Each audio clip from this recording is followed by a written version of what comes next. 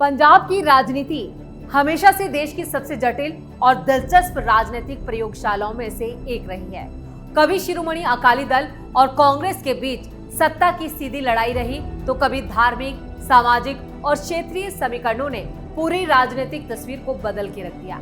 एक दौर ऐसा भी आया जब कांग्रेस ने सिख राजनीति के पारंपरिक वर्चस्व को चुनौती देते हुए पंजाब में अपनी मजबूत पैठ बनाई और लंबे वक्त तक सत्ता पर अपना प्रभाव कायम रखा।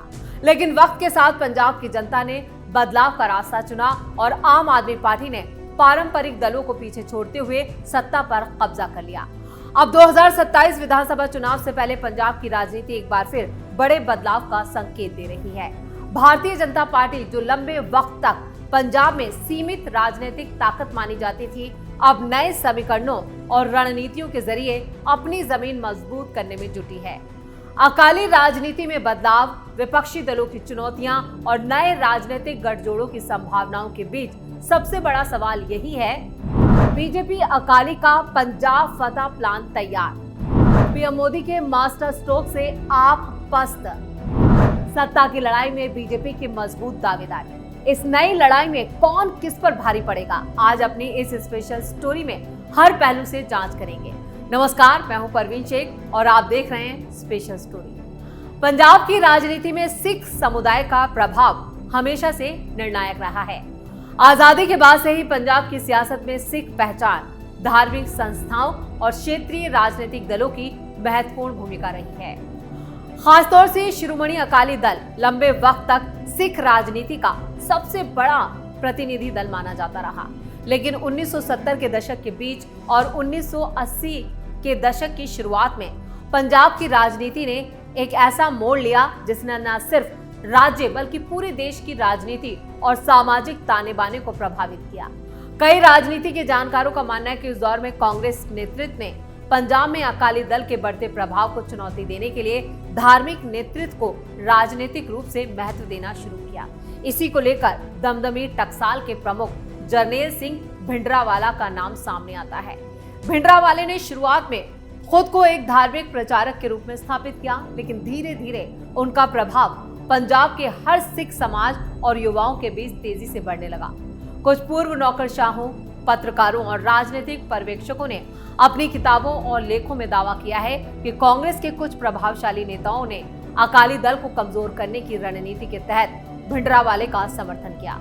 उनका तर्क था कि इससे सिख वोट बैंक बटेगा और कांग्रेस को राजनीतिक फायदा मिलेगा। 1978 से 1982 के बीच भिंडरावाले का प्रभाव लगातार बढ़ता गया और इस दौरान पंजाब में धार्मिक और राजनीतिक तनाव भी बढ़ने लगा।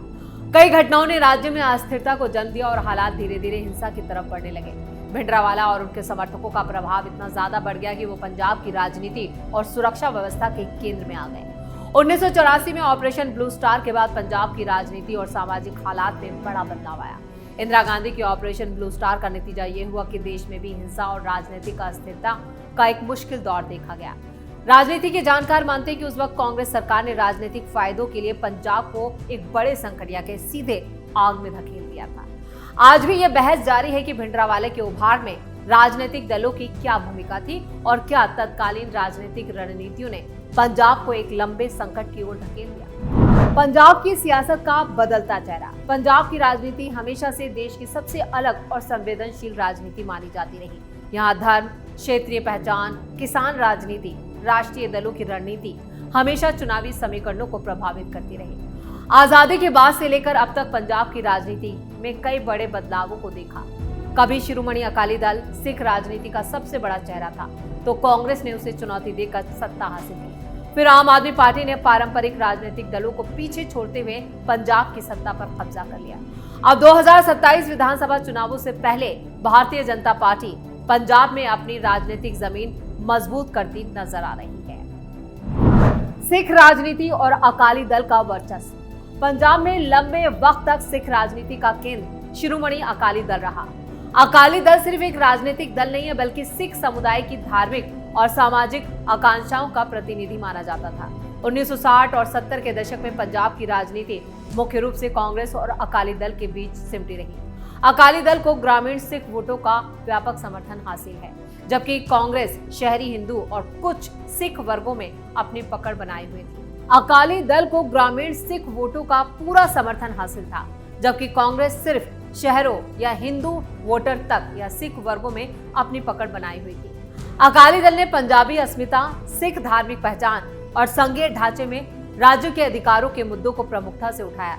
यही वजह थी कि कई दशकों तक पंजाब में कांग्रेस के लिए अकाली दल चुनौती बना रहा और ये कांग्रेस के लिए आसान रहा नहीं थी। सिख राजनीति को चुनौती। 1970 और 1980 के दशक में कांग्रेस ने पंजाब में अपनी राजनीतिक पकड़ मजबूत करने के लिए कई रणनीतियां अपनाई। कांग्रेस ने सिर्फ शहरी वोटों पर निर्भर रहने की बजाय गांवों तक अपनी पहुंच बनाई और सिख समुदाय के प्रभावशाली वर्गों तक अपनी पहुंच बढ़ाने में उसने अपने बड़े नेताओं का यहाँ पर कहें कि एक तरह से समर्थन हासिल किया। कांग्रेस के कई बड़े सिख नेता पंजाब की राजनीति में उभरे और पार्टी ने खुद को एक राष्ट्रीय दल के साथ पंजाब की क्षेत्रीय आकांक्षाओं के प्रतिनिधि के रूप में भी पेश कर दिया। 1980 के दशक में पंजाब आतंकवाद और अलगाववाद की गंभीर चुनौतियों से जूझ रहा था। हर तरफ सिर्फ आग ही आग थी। इस दौर की राजनीतिक घटनाओं ने पंजाब की राजनीति को पूरी तरह बदल दिया। बाद के सालों में कांग्रेस ने कानून व्यवस्था, विकास, स्थिरता के मुद्दों पर अपनी राजनीतिक स्थिति मजबूत की। 1992, 2002 और फिर 2017 के विधानसभा चुनावों में कांग्रेस ने सफलता हासिल की। खासतौर से 2017 में कांग्रेस ने कैप्टन अमरिंदर सिंह के नेतृत्व में सत्ता में वापसी की। उस वक्त ऐसा माना गया कि कांग्रेस ने पंजाब में अकाली दल के लंबे राजनीतिक प्रभाव को काफी हद तक कमजोर कर दिया है। पंजाब की सत्ता पर आपका कब्जा। 2014 के लोकसभा चुनावों के बाद पंजाब की राजनीति में एक नए खिलाड़ी की एंट्री हुई, आम आदमी पार्टी। दिल्ली मॉडल, भ्रष्टाचार विरोधी राजनीति और पारंपरिक दलों के खिलाफ जनता की नाराजगी ने आप को पंजाब में तेजी से लोकप्रिय बनाया। 2017 विधानसभा चुनावों में आम आदमी पार्टी मुख्य विपक्षी दल बनकर उभरी। हालांकि पार्टी सरकार नहीं बना सकी, लेकिन उसने ये संकेत दे दिया कि पंजाब की राजनीति अब सिर्फ कांग्रेस और अकाली दल तक सीमित नहीं रही। इसके बाद 2022 के विधानसभा चुनावों में आम आदमी पार्टी ने ऐतिहासिक जीत दर्ज की। भगवंत मान के नेतृत्व में पार्टी ने 117 में से 92 सीटें जीतकर पंजाब की पूरी राजनीति या कहें कि पूरे समीकरण बदल के रख दिए। कांग्रेस और अकाली दल दोनों को भारी नुकसान उठाना पड़ा। पंजाब के मतदाताओं ने पारंपरिक राजनीति के बजाय बदलाव और नई राजनीति को प्राथमिकता दी। बीजेपी के लिए पंजाब क्यों महत्वपूर्ण? भारतीय जनता पार्टी लंबे वक्त तक पंजाब में अकाली दल की सहयोगी पार्टी रही। बीजेपी का प्रभाव मुख्य रूप से शहरी क्षेत्रों और हिंदू मतदाताओं तक सीमित था। हालांकि 2020 में कृषि कानूनों के मुद्दे पर अकाली दल और बीजेपी का गठबंधन टूट गया, जिससे पंजाब में बीजेपी को राजनीतिक नुकसान उठाना पड़ा। लेकिन पिछले कुछ सालों में बीजेपी ने पंजाब में स्वतंत्र राजनीतिक पहचान बनाने की दिशा में काम शुरू किया, यानी कि पीएम मोदी का मास्टर स्ट्रोक। पार्टी ने कई पूर्व कांग्रेस और अकाली नेताओं को अपने साथ जोड़ा।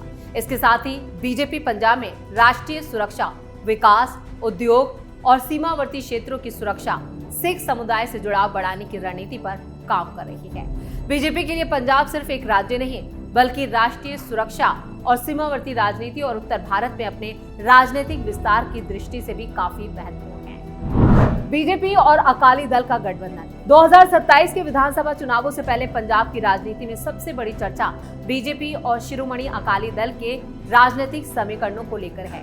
हालांकि दोनों दलों के बीच आधिकारिक तौर पर किसी नए गठबंधन की घोषणा नहीं हुई, लेकिन राजनीति के विश्लेषकों का साफ कहना है कि बदलते राजनीतिक हालात दोनों दलों को फिर से एक मंच पर ला सकते हैं।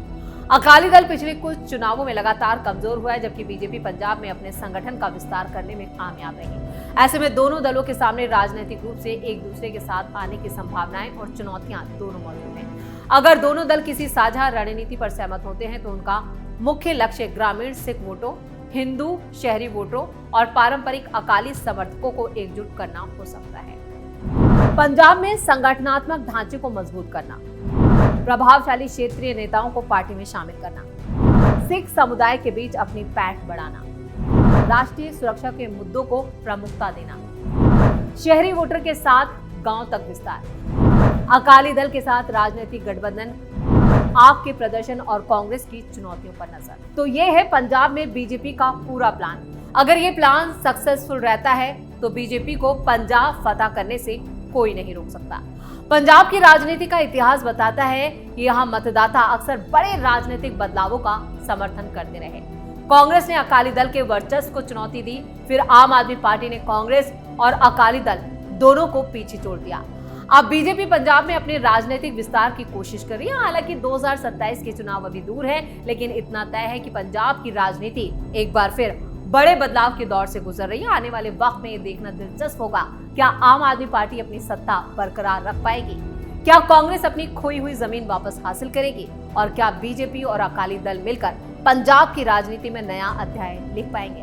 पंजाब की अगली राजनीतिक लड़ाई सिर्फ सत्ता की नहीं है, बल्कि राज्य के भविष्य की दिशा तय करने वाली है। लड़ाई भी साबित हो सकती है, यानी कि महासंग्राम। और बीजेपी जिस तरह से काम कर रही है और जिस तरह से बीजेपी के राष्ट्रीय अध्यक्ष लगातार पंजाब का दौरा कर रहे हैं, बैठ के करें, उससे साफ है कि इस बार पंजाब फतह होना बीजेपी ने तय कर लिया है कि बंगाल के बाद अब पंजाब तो जीतना ही है। तो इस स्पेशल स्टोरी में इतना ही। वीडियो कैसा लगा कमेंट करके अपनी राय जरूर दें। वीडियो को लाइक करें, शेयर करें और कैपिटल टीवी को सब्सक्राइब जरूर करें।